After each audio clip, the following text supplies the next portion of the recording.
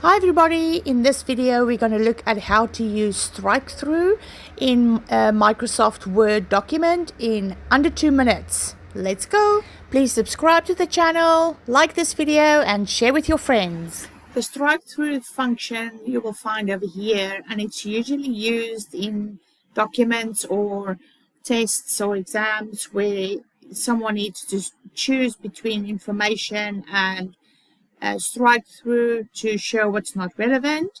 Always remember to highlight the section that you want to apply the function to. Click on strike through and it will draw a line across the words. If you want to remove this, just highlight the section again. You will see that it's highlighted, so it's being used. You just click on it again to remove it.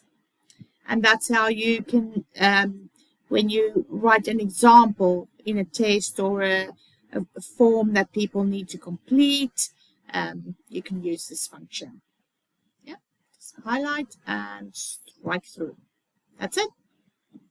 Let me know what you need help with and I will make a video for you. Remember to subscribe. Bye now.